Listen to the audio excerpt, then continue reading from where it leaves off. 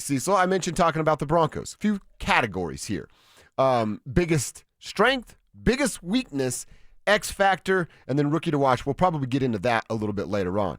This is based off of an article I read last night on Pro Football Focus where they're going through every NFL team and hitting each of those categories. Biggest strength, weakness, X factor, and rookie to watch.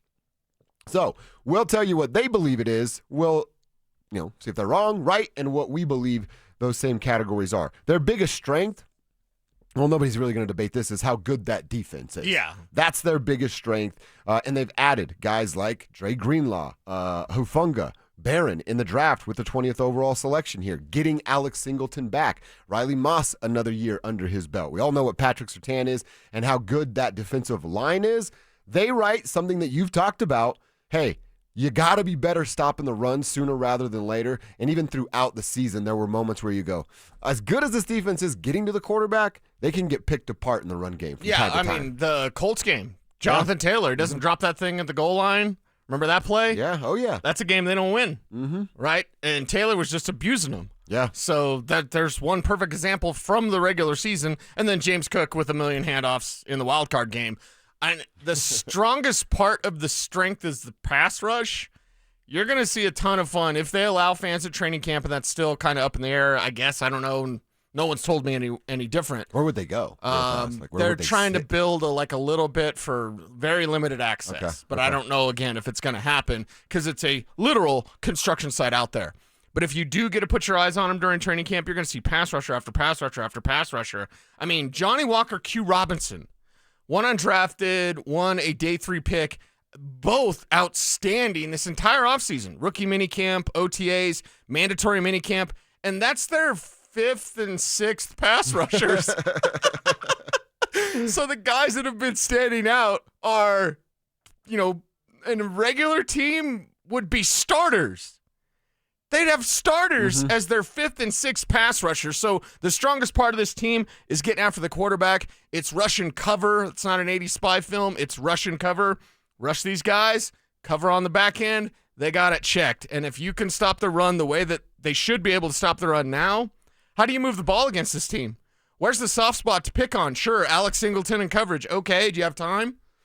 Do you have time? Who has time against this defense and all of those waves and waves and waves of pass rushers? Bro, and it's also, I get it. If I were an offensive coordinator or an offensive-minded head coach and drawing up my game plan, I'm finding, what's Alex Singleton, 49? Is that the number? I'm finding 49, and I'm going to try to expose him. Let's see what Alex looks like post-injury and how much help those guys in the back end at the safety positions are going to be giving somebody like Alex Singleton. When you and I talked to him at the UC Healthy Swings event, he mentioned the instincts with him and Dre Greenlaw of hey, this is your part of the field, this is my part of the field, all of that based on once the ball is snapped and that boom, split-second decision that they're both going to have to make. And we're not going to know what that looks like.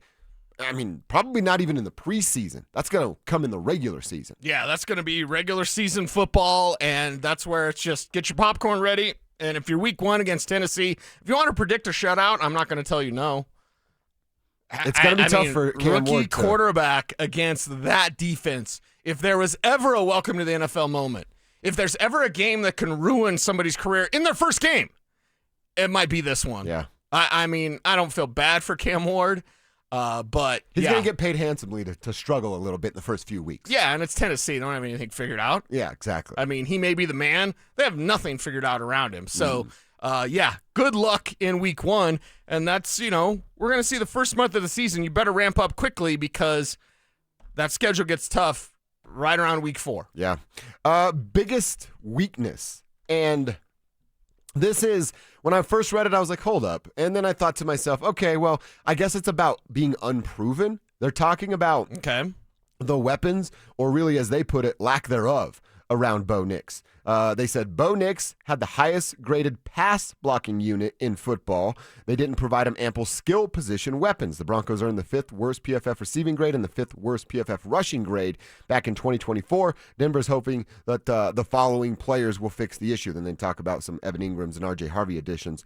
But is that what that is? They're coming into 2025 going, well, the only person that really did anything throughout was Courtland Sutton. Marvin popped towards the end, but they're still, I mean, I think it's unfair to still call Marvin Mims unproven at the NFL level, isn't it? Right. I mean, he's got more yet to prove, but he's certainly proven that he's a Pro Bowler as a special teams man, as a return man, and then as a receiver.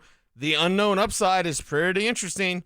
It's pretty intriguing to see what Marvin Mims could be now with more weapons around him. If Marvin Mims is your number 2 and, there's ways defense could adjust to him, you're going to bracket your number 1. You're going to try to keep safety help over the top, whatever. But, with Marvin Mims now with all of these weapons, it's speed and space. Speed and space, yes, please. Mm-hmm. I mean, that could work out wonderfully for Marvin Mims this year and going forward. And as Sean Payton has said at one of his press conferences, I can't remember if he was grumpy in that one or not, but he said, I like small receivers too. Yeah. Brandon Cooks, even though, I've heard Brandon Cooks probably isn't the biggest fan of Sean Payton, but he had a 1,000-yard season with him.